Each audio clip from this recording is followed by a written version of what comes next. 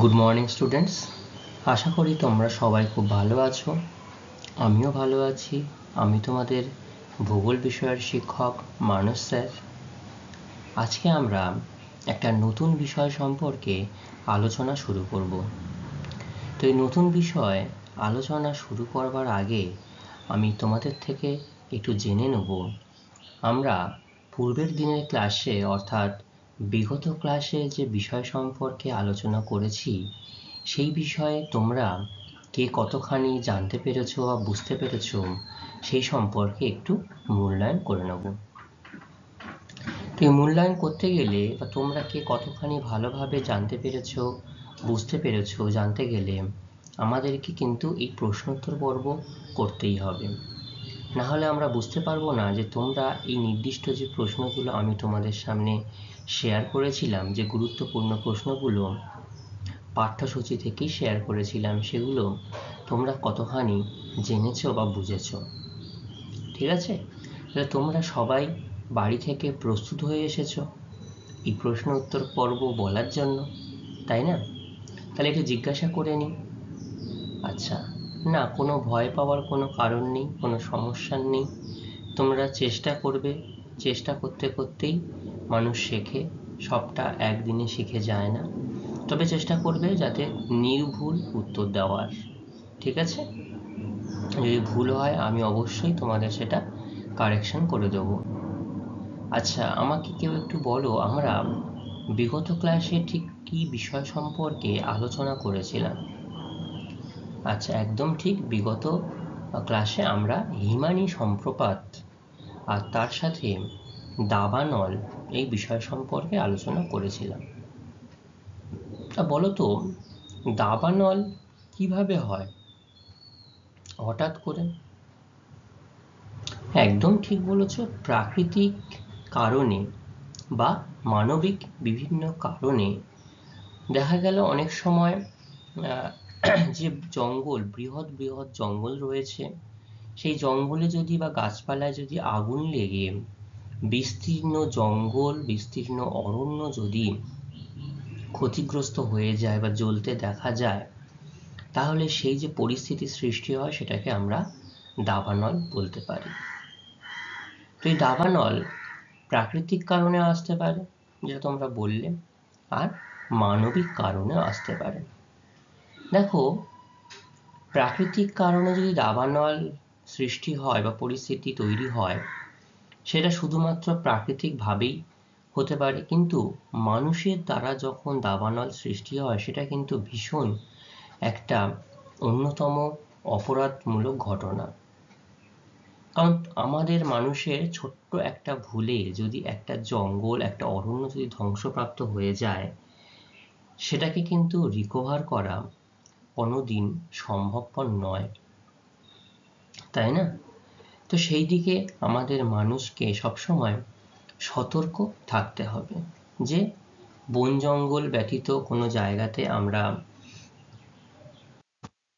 এই বন জঙ্গলের মধ্যে অকারণে একদম জঙ্গলের মধ্যে যেখানে শুকনো পাতা রয়েছে সেখানে আমরা জ্বালানি বা আগুন জ্বালিয়ে কোনো বিনোদনমূলক কাজ, যেটা পিকনিক, বনভোজন যাই আমরা বলে থাকি না কেন, সেগুলো করা থেকে আমাদের বিরত থাকতে হবে। ও অনেক সময় মানুষ ধূমপান করে বিভিন্ন জায়গায় সিগারেট বা বিড়ির যে অবশিষ্টাংশ যখন ফেলে দেয়, সেখান থেকেও কিন্তু বিভিন্ন জায়গায় আগুন লাগতে পারে। তো এগুলো যাতে না হয় সেগুলো আমাদেরকে মাথায় রাখতে হবে। আচ্ছা, কোন দেশকে দাবানলের দেশ বলা হয়? অস্ট্রেলিয়াকে দাবানলের দেশ বলা হয়, কারণ অস্ট্রেলিয়ার যে বিপুল পরিমাণ জায়গা রয়েছে, তার মধ্যে দেখা গেল মাত্র 10% থেকে 15% জায়গাতেই শুধুমাত্র তারা মানুষ বসবাস করছে। বাদবাকি জায়গাতে কিন্তু সম্পূর্ণভাবে ফাঁকা স্থান হয়ে পড়ে রয়েছে সেগুলো ব্যবহার করবার। সেই জন্য এখানে বিভিন্ন কারণে, প্রাকৃতিক সময় বলো, প্রাকৃতিক বিভিন্ন কারণে বা শুকনো পাতা তাদের ঘর্ষণের ফলে হতে পারে, বা আগ্নেয়গিরি অগ্নুদ্গমের আগুন, গরম লাভা এসে সেখানটা হতে পারে। তো বিভিন্ন কারণে সেখানটায় কিন্তু দাবানল হতে পারে। আচ্ছা, আরেকটু আমাকে বলো, হিমানী সম্প্রপাত, হিমানী সম্প্রপাত কাকে বলা হয়? বাহ, খুব ভালো বলেছে তোমাদের বন্ধু, যে উচ্চ পার্বত্য অঞ্চলে, তাই তো, পার্বত্য অঞ্চলে কি হয়, বা পার্বত্য ঢালে যখন মাধ্যাকর্ষণ শক্তির টানে বিপুল পরিমাণ কি বরফের স্তূপ বা হিমরাশি পর্বতের ঢাল বেয়ে পর্বতের উঁচু অংশ থেকে প্রবল বেগে যদি নিচের দিকে আছড়ে পড়ে, তাকে হিমানী সম্প্রপাত বলা হয়। এই হিমানী সম্প্রপাত এটি কিন্তু একটি আকস্মিক প্রক্রিয়া, যে কোনো সময় এই হিমানী সম্প্রপাত হতে পারে। বলতো, আমাদের ভারতবর্ষের কোন কোন জায়গাতে হিমানী সম্প্রপাত হতে দেখা যায়? একদম ঠিক, আমাদের ভারতবর্ষের মূলত জম্মু কাশ্মীর, পশ্চিম হিমালয় জম্মু কাশ্মীর এবং তোমার হিমাচলের লাহুল স্পিতি এবং উত্তরাখণ্ডের তেহরি গাড়োয়াল, অর্থাৎ এই হিমালয় পার্বত্য অঞ্চলের এবং সেই পার্বত্য অঞ্চলের পাদদেশীয় অঞ্চলসমূহ যে অঞ্চল রয়েছে, সেইখানে কিন্তু এই হিমানী সম্প্রপাত লক্ষ্য করা যায়। আচ্ছা, এবার আজকে আমরা নতুন যে বিষয় সম্পর্কে আলোচনা করব, সেই সম্পর্কে এবার একটু কথা বলবো। তা আজকে আমি আর তোমাদের প্রশ্নোত্তর পর্ব জিজ্ঞাসা করব না, তোমরা সবাই খুব ভালোভাবে উত্তর দিতে পেরেছো, ঠিক আছে? আচ্ছা, এবার সবাই একটু তোমাদের নিজস্ব নোটবুক পেন বার করো, যে আমরা যদি কোনো তথ্য পাই সেটা তোমরা নোট ডাউন করে নেবে। আজকে আমরা আলোচনা করব, দেখো এতক্ষণ তো আমরা বিভিন্ন, এতদিনে আমরা দেখো এই যে দুর্যোগ বিপর্যয়, দুর্যোগ সম্পর্কে কিন্তু আমরা মূলত জেনে এসেছি, বুঝে এসেছি কি করে একটা দুর্যোগ বিপর্যয়ে পরিণত হয়, কি করে সম্পত্তি মানুষের ব্যাপকভাবে ক্ষতির সম্মুখীন হতে হয়। কোনো কোনো দুর্যোগ শুধু দুর্যোগই থেকে যায়, প্রাকৃতিক দুর্যোগ থেকে যায়, সেটা তোমরা দেখেছো। সেটা বিপর্যয়ে কখন পরিণত হয়, সেটা বিপর্যয়ে পরিণত হয় কখন তোমরা বলো তো?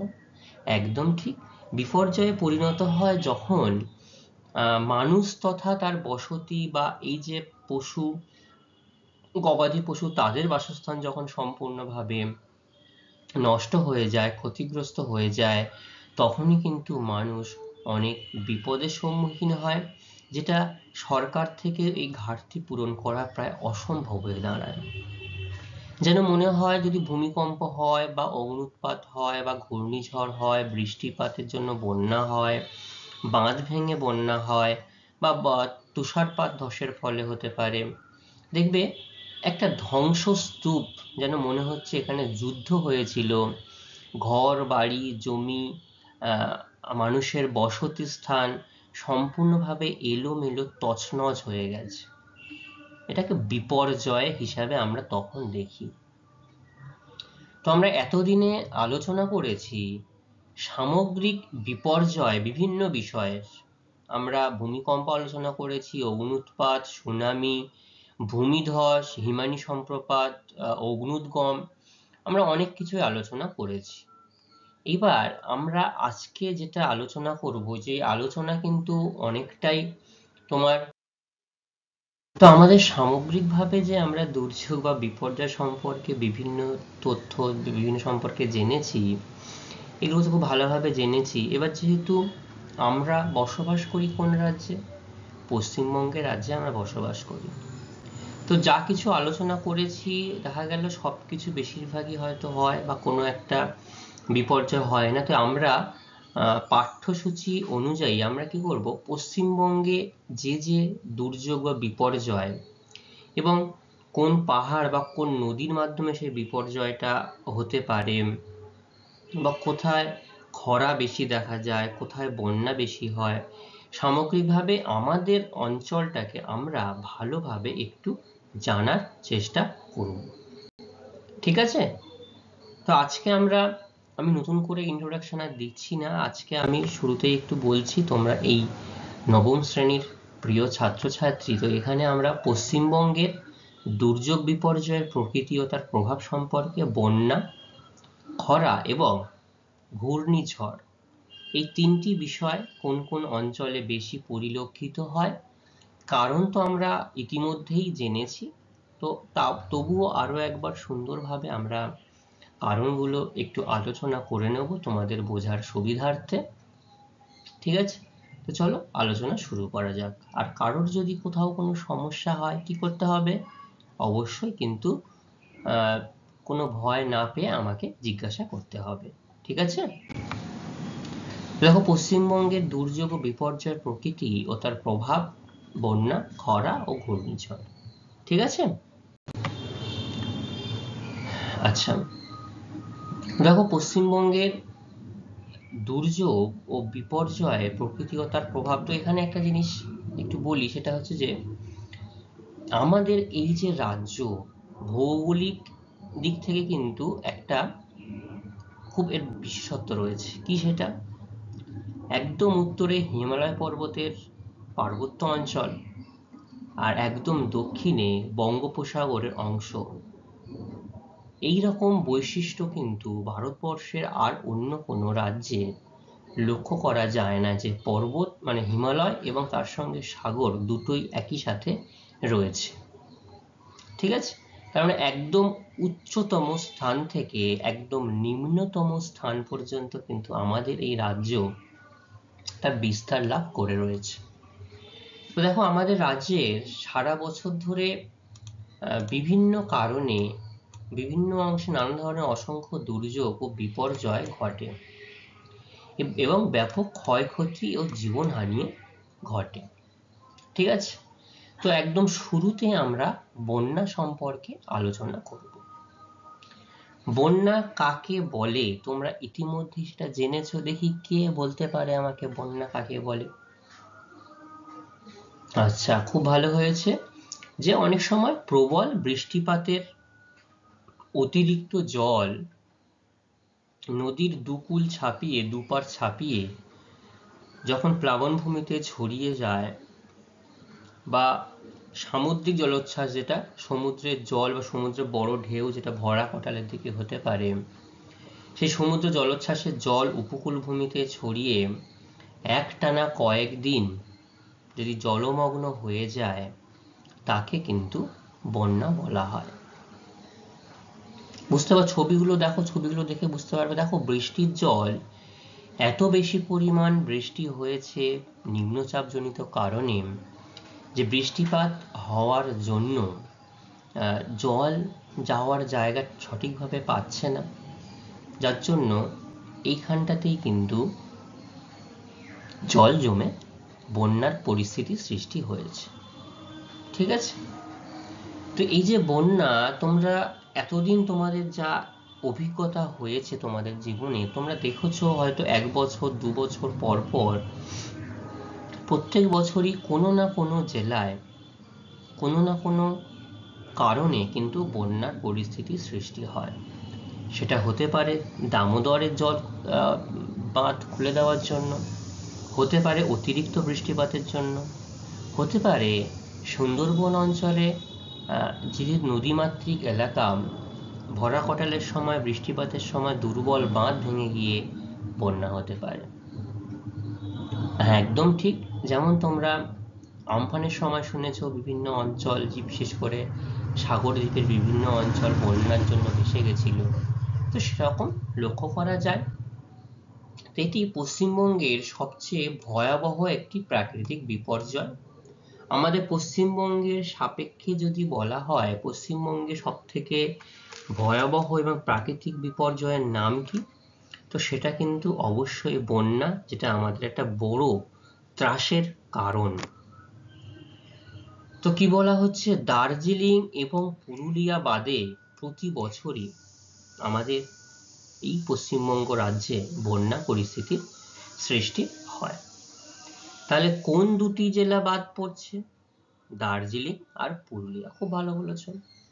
দেখো প্রভাবিত অঞ্চলটি দেখলেই তোমরা বুঝতে পারবে রাজ্যের 56% ভূমি বন্যা প্রবণ। অর্থাৎ আমাদের পশ্চিমবঙ্গে যত শতাংশ ভূমি রয়েছে তার মধ্যে 56% ভূমি হচ্ছে বন্যা প্রবণ। ঠিক আছে, প্রভাবিত অঞ্চলের মধ্যে দেখো দক্ষিণবঙ্গ আলাদা করে, এখানকার 24 পরগনা অর্থাৎ দক্ষিণ 24 পরগনা সর্বাধিক বন্যা প্রবণ জেলা।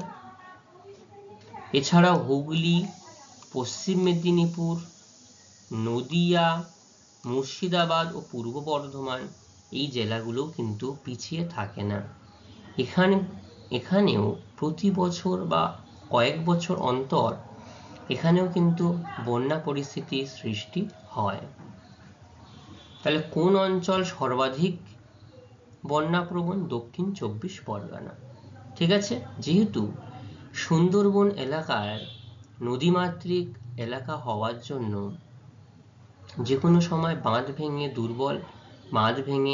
দুর্বল ফাটল স্থান দিয়ে জল প্রবেশ করে কয়েকটা গ্রাম, কয়েকটা অঞ্চল কিন্তু প্লাবিত হতে পারে।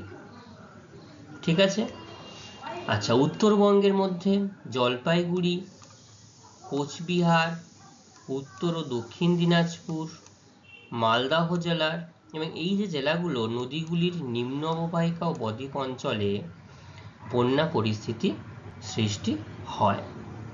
ঠিক আছে, কারণ এই যে এগুলো তো আর একদম যেখানে যেখানে নদী রয়েছে নদীর পার্শ্ববর্তী অঞ্চলে বন্যাটা লক্ষ্য করা যাবে। যে আর আমাদের দক্ষিণবঙ্গ যেহেতু নদী একদম আর সমতল অঞ্চল খুব একটা ডিফারেন্স নেই, কয়েকটা ফুটের মাত্র ডিফারেন্স। নদীতে যদি জল বৃদ্ধি পায় আমাদের এই স্থল অঞ্চল এটা কিন্তু প্লাবনের জল দ্বারা প্লাবিত হবেই।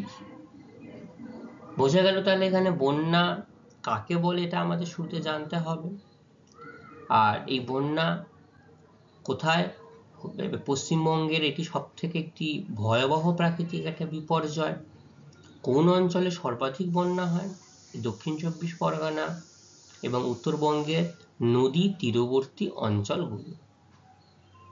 ঠিক আছে, আচ্ছা, বন্যার কারণ কি? দেখো ছবিগুলো দেখলেই বুঝতে পারবে বন্যার কি কারণ, তাই না? তো সুন্দরবন অঞ্চলে যখন আমরা তো একটু জানি যে ভরা কটাল মরা কটাল সম্পর্কে। যখন ভরা কটাল হয় তখন স্বাভাবিকের থেকে জলের স্তরটা অনেকটা বৃদ্ধি পেয়ে যায়। তো বৃদ্ধি পাওয়ার জন্য এই যে বাঁধ দেখছো, এই বাঁধগুলো কিন্তু মরা কটাল বা নর্মাল টাইমে ওপর দিয়ে এতটা জল উপচে পড়ে না। কারণ যখন একই সরলরেখায় সূর্য, চাঁদ, পৃথিবী অবস্থান করে তাদের আকর্ষণে জল অনেকটা ফুলে ফেঁপে ওঠে। এই ফুলে ওঠার জন্যই এই জল বাঁধ ছাড়িয়ে এই বন্যা লক্ষ্য করা যায়। এখানে দেখো কোনো ফাটল ছিল বাঁধের, জলের একটা চাপ লক্ষ্য করা গেছে, এই ফাটলটা ফেটে গিয়ে জল তীরবর্তী অঞ্চলে প্রবেশ করছে।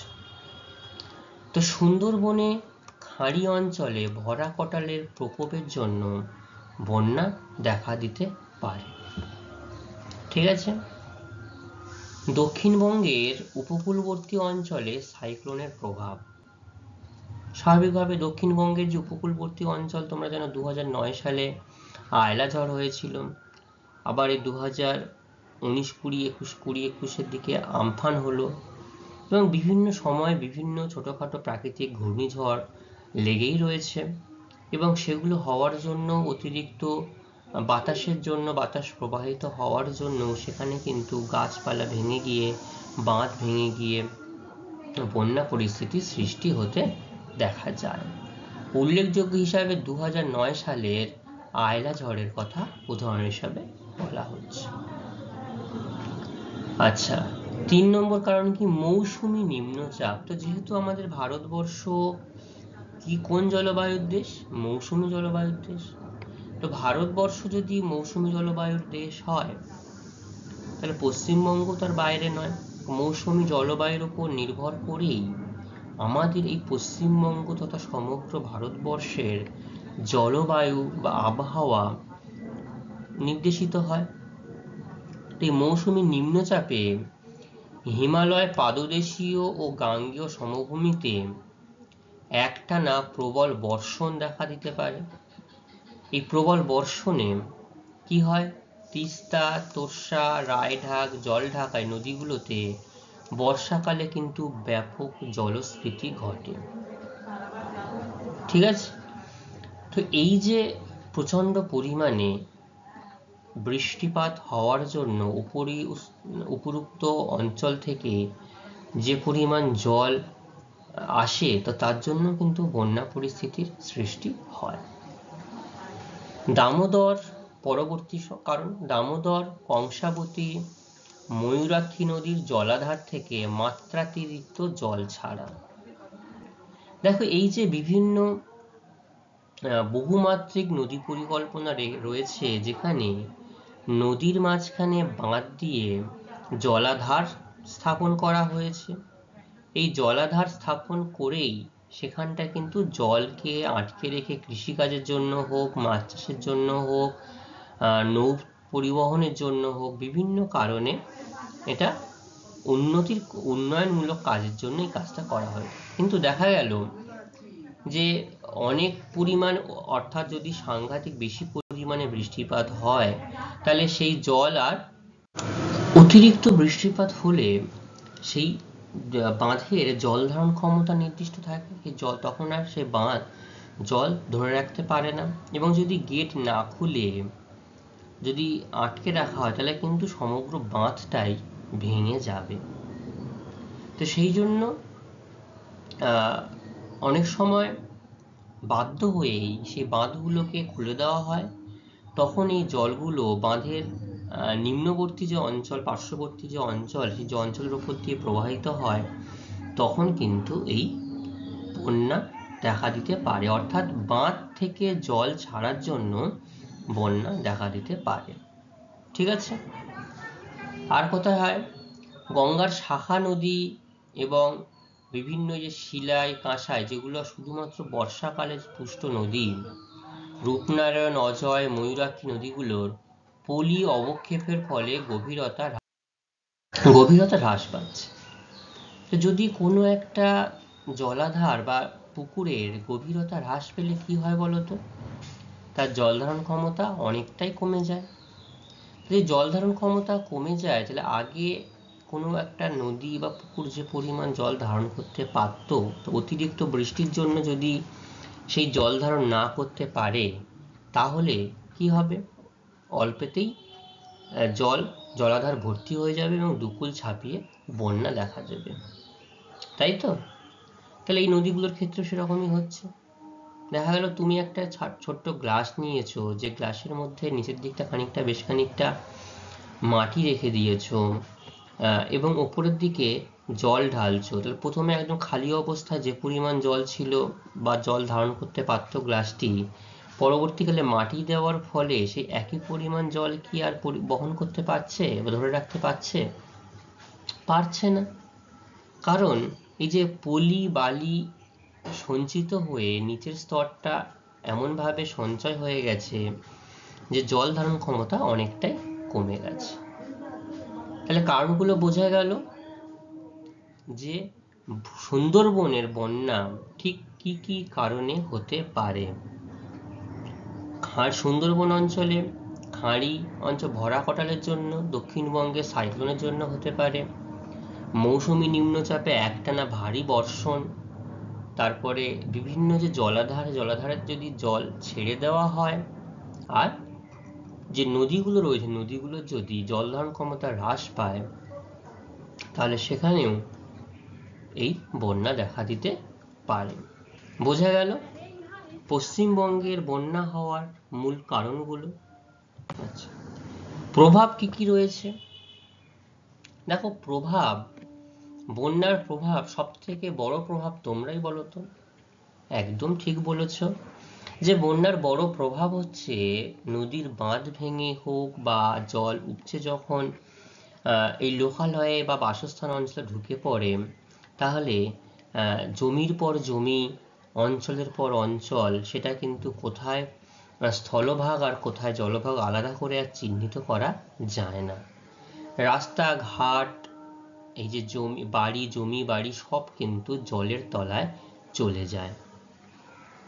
তাহলে মানুষের বসতি স্থাপন এবং মানুষ তথা সেখানে যে গবাদি পশু রয়েছে তাদের বসতির খুব সাংঘাতিক অসুবিধা সৃষ্টি হয়।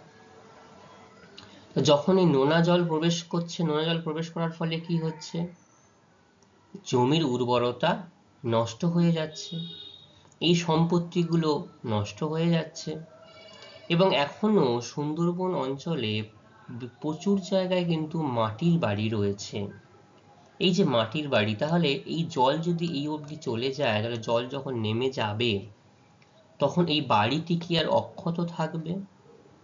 থাকবে না, বাড়িটা ভেঙে যাবে, মানুষের বাসস্থানের অভাব দেখা দেবে। এবং যত নলকূপ ছিল সব যদি নোনা জলের তলায় চলে যায়, তাহলে সেইখান থেকে কি মানুষ সঠিক পানীয় জল পাবে? সেখান থেকে মানুষ পানীয় জল পাবে না। ঠিক আছে? দেখো, তোমরা নিজেরাই বলে দিলে যে বন্যা হওয়ার ফলে কি কি মানুষ কিভাবে ক্ষতিগ্রস্ত হয়, এবং যত ভালো গাছপালা থাকে এই নোনা জল আসলে তারা কি আর থাকতে পারবে, বেঁচে থাকতে পারবে? তাহলে সেগুলো কিন্তু ধীরে ধীরে শুকিয়ে যাবে, তাই না? তাহলে প্রভাব দেখো, আমরা প্রধান প্রভাব কি? প্রাণহানি, যেটা আমরা এতক্ষণ আলোচনা করলাম যে 1978 সালের বন্যায় 1380 জন মতো মানুষের প্রাণহানি হয়েছে। 1989 সালে 1262 জন মানুষের প্রাণহানি হয়েছে। 2009 সালে যে সাংঘাতিক আয়লা ঝড় হয়েছিল তার জন্য 1400 জন মানুষের প্রায় ব্যাপক ক্ষতির সম্মুখীন হতে হয়েছিল। 2013 সালে 17 জনের। দেখো, আগে যখন এত রেস্কিউ সেন্টার ছিল না, এত উন্নত প্রযুক্তি ছিল না, আগে থেকে মানুষকে সরিয়ে বাসস্থান থেকে, এবং নদীর যে উপকূলবর্তী অঞ্চল, সেই নদীর উপকূলবর্তী অঞ্চলে যত এই উন্নত প্রযুক্তি হচ্ছে, তত মানুষকে আগে থেকে সাবধান করে দিয়ে উপকূল অঞ্চল থেকে তাদেরকে সরিয়ে নিয়ে নির্দিষ্ট যে রেস্কিউ সেন্টার রয়েছে সেই রেস্কিউ সেন্টারে রেখে দেওয়া হয়, যাতে তাদের কোনো অসুবিধা না হয়। হয়তো বাড়িঘর সেগুলো নষ্ট হয়ে গেছে বা যেতে পারে বন্যার জলে দীর্ঘদিন থাকার জন্য, কিন্তু তাদের মানুষের যাতে প্রাণহানি না হয় সেদিকে লক্ষ্য রাখা হয়। সম্পত্তিহানি, বন্যার জলস্রোতে লক্ষাধিক মানুষের বাড়িঘর, রাস্তা বা ঘাট ভেঙে গাছপালা নষ্ট হয়ে প্রচুর ফসল, যে ফসল কৃষকরা মাথার ঘাম পায়ে ফেলে অনেক পরিশ্রম করে এই ফসল তৈরি করে, ফসল নষ্ট হয়ে যায়, গবাদি পশু মারা যায় এবং বিপুল আর্থিক ক্ষতি হয়, এগুলো হতে দেখা যায়। ঠিক আছে? রোগ সৃষ্টি, জল দূষিত হয়ে টাইফয়েড, কলেরা, আন্ত্রিক এগুলো দেখা দেয়। ঠিক আছে? কারণ যখন জল পাচ্ছে না এবং এই দীর্ঘদিন ধরে এই নোংরা জল ঘাঁটাঘাঁটি করার জন্য, হাঁটার জন্য এই নোংরা জলে কিন্তু টাইফয়েড, কলেরা, আন্ত্রিক এইসব রোগ দ্রুত ছড়িয়ে পড়ে এবং মানুষ আরো বিপদের সম্মুখীন হয়ে পড়ে। তাহলে এই হলো আমাদের পশ্চিমবঙ্গ রাজ্যের বন্যার পরিস্থিতি। তো এটা সামগ্রিক দেশের নয়, সামগ্রিক দেশের সাপেক্ষে তখন বিভিন্ন কারণে বন্যার কারণ আর একটু বিশেষ জায়গা বিশেষে একটু সামান্য পরিবর্তন হতে পারে। ঠিক আছে? তো আমাদের পশ্চিমবঙ্গের বন্যা পরিস্থিতি এবং তার প্রভাব আমরা আলোচনা করলাম। ঠিক আছে? এবার আমরা খরা সম্পর্কে আলোচনা করব। তো খরা হচ্ছে আমাদের পশ্চিমবঙ্গে বিশেষ প্রচুর জায়গায় খরা হয় এমন তা নয়, বিশেষ একটা জেলা, দুই একটা জেলা সেখানেই খরার প্রবণতা লক্ষ্য করা যায়। তো খরা কাকে বলে আগে তোমরা বলো। একদম ঠিক, যে ভারতের যে সেচ কমিশন রয়েছে সেখানটায় তাদের মতে বলা হচ্ছে যে কোনো অঞ্চলে যদি বছরে গড় 100 সেমির বৃষ্টিপাত কম হয় এবং বছরের 1/5 দিনে মোট বার্ষিক 75% বৃষ্টিপাত কম হয়, আবার মোট কৃষি যে জমি রয়েছে সেই জমির 20% কম অংশে জলসেচের সুযোগ থাকলে একটা অস্বাভাবিক শুষ্ক অবস্থা সৃষ্টি হয়, যাকে খরা বলা হয়। ঠিক আছে, তাহলে কি কি শর্ত দেওয়া হলো? 100 সেন্টিমিটারের কম বৃষ্টিপাত হবে, বার্ষিক বৃষ্টিপাত 75% কম হবে, মোট কৃষি জমি 20% কম জলসেচের সুযোগ থাকলে সেই অঞ্চল তখন খরা অঞ্চল হিসেবে চিহ্নিত হবে। এবং এটি পশ্চিমবঙ্গের এক ধরনের অতি ধীর জলবায়ুগত উল্লেখযোগ্য প্রাকৃতিক বিপর্যয়। ছবিগুলো দেখে বুঝতে পারছো তোমরা কিভাবে খরা হয়, খরার সম্মুখীন হচ্ছে। এরকম মাঠ ঘাট খাল বিল সম্পূর্ণভাবে দেখো একদম জলের অভাবে বড় বড় ফাটল লক্ষ্য করা যাচ্ছে। তো রাজ্যের পশ্চিমাংশে পুরুলিয়া সর্বাধিক খরা প্রবণ জেলা। এখানে বৃষ্টিপাতের পরিমাণ যেমন কম, তো এখানে খরার পরিমাণ সেজন্য বেশি, সর্বাধিক খরা প্রবণ জেলা। এছাড়াও পুরুলিয়ার ঠিক পরেই বাঁকুড়া, পশ্চিম মেদিনীপুর, বীরভূমের কিছু অংশ, বীরভূমের 20,000 বর্গ কিমি এলাকা খরা প্রবণ। ঠিক আছে, মোট ক্ষেত্র মানে 21%। আচ্ছা, পুরুলিয়ার ক্ষেত্রে যদি বলা যায়, পুরুলিয়ার 17টি ব্লক অর্থাৎ ঝালদা, মানবাজার, বাঘমুন্ডি নিয়ে অনেকগুলো অঞ্চল নিয়ে এই 17টি ব্লক নিয়ে প্রায় খরা প্রবলিত এলাকা। আবার বাঁকুড়ার ক্ষেত্রে রানীবাঁধ, সারেঙ্গা, খাতড়া, তালডাংরা নিয়ে 15টা ব্লক। আবার পশ্চিম মেদিনীপুরের বিনপুর, জামবনি, দাঁতন, শালবনি নিয়ে 13টা ব্লক খরা কবলিত অঞ্চল। কারণ বুঝতে পারলে পশ্চিমবঙ্গের পুরুলিয়া জেলার 17টা জেলা কিন্তু খরা প্রবণ, তারপর বাঁকুড়ার 15টি জেলা, আর পশ্চিম মেদিনীপুরের 13টি ব্লক, জেলা না 13টি অঞ্চল, ব্লক খরা প্রবণ এলাকা হিসাবে চিহ্নিত। ঠিক আছে, আচ্ছা, খরার কারণ কি আমাদের পশ্চিমবঙ্গে? বিশেষ করে দেখো, পশ্চিমের মালভূমির অভ্যন্তরীণ যে অবস্থান রয়েছে এবং অত্যন্ত অনিশ্চিত এবং অপর্যাপ্ত বৃষ্টিপাত, যেটা 75 সেন্টিমিটারের কম বৃষ্টিপাত হওয়া। তো যদি এটা মালভূমি অঞ্চল হয়, মালভূমি অঞ্চলে এখানে বৃষ্টিপাতের এত কম হওয়ার জন্য এই অঞ্চলগুলো খরা প্রবণ এলাকা হিসাবে চিহ্নিত হয়েছে। ঠিক আছে, ল্যাটেরাইট ও লাল মাটির স্বল্প জল ধারণ ক্ষমতা, আবার যেটুকু বৃষ্টিপাত হয় এখানে ঠিক যে ধরনের মৃত্তিকা হয়েছে বা লক্ষ্য করা যায় ভূগাঠনিক হিসাবে, ল্যাটেরাইট মৃত্তিকা এবং লোহিত মৃত্তিকা বা লাল মাটি, সেগুলো জল ধারণ ক্ষমতাও অনেকটা কম। তার মানে বুঝতে পারছো যে এঁটেল মাটি বা দোআঁশ মাটি যে পরিমাণ জল ধারণ করে রাখতে পারে, তার জন্য সেখানটায় বড় বড় উদ্ভিদ যদি হয়ে থাকে তাহলে সেখানটাতে ফসল ফলানো যাবে। কিন্তু যদি মাটি যদি জল ধারণ ক্ষমতা না থাকে, তাহলে সেখানে কি উদ্ভিদ বা অন্যান্য ফসল ফলানো যাবে? সহজে যাবে না, সমস্যার সৃষ্টি হবে। তো সেই জন্য এখানটাতে খরা প্রবণিত অঞ্চল বা যে অন্যান্য জেলায় যেমন বা অন্যান্য অঞ্চলে যেমন বিভিন্ন খাদ্য ফসল, কৃষিজ ফসল চাষ করা হয়, এই পুরুলিয়া বাঁকুড়ার এই সাইডটাই কিন্তু সেই পরিমাণে কৃষি জমিতে বা কৃষিক্ষেত্রে কিন্তু উন্নতি লাভ করতে দেখা যায় না। তার একমাত্র কারণ হচ্ছে এই অঞ্চলের মৃত্তিকা। ঠিক আছে, আচ্ছা, অঞ্চলটিতে খনিজ উত্তোলন, আবার এই অঞ্চল যদি কৃষি কাজে সমৃদ্ধ নয়, তো এইসব অঞ্চল কিন্তু আবার খনিজ উত্তোলনের একটা প্রভাব লক্ষ্য করা যায়। এবং খনিজ কেন্দ্রকে মানে খনিজ উত্তোলনকে কেন্দ্র করে এখানে এবং শিল্পের প্রসারের জন্য প্রচুর পরিমাণে গাছ, এরকম ভাবে গাছ কেটে ফাঁকা করে দেওয়া হয়েছে। ঠিক আছে, তো সেই জন্য অতিরিক্ত বৃক্ষছেদন, এই অতিরিক্ত বৃক্ষছেদনের জন্য কিন্তু এই মালভূমি অঞ্চলে বা এই অঞ্চলে কিন্তু প্রচুর পরিমাণে বৃষ্টির অভাব লক্ষ্য করা যায়। কারণ বড় বড় গাছ তারাও তো জল একটা ধরে রাখে, মৃত্তিকাকে সতেজ রাখতে সাহায্য করে। কিন্তু এই মাটি যখন উন্মুক্ত হয়ে যাবে এবং সূর্যের প্রখর রৌদ্রের তাপে, তখন কিন্তু এই ফাটল ক্রমশ প্রকাশ্য হয়ে দাঁড়াবে, তাই না?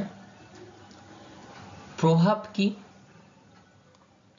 তো এখানে প্রভাব হিসাবে ফসল উৎপাদন ব্যাহত।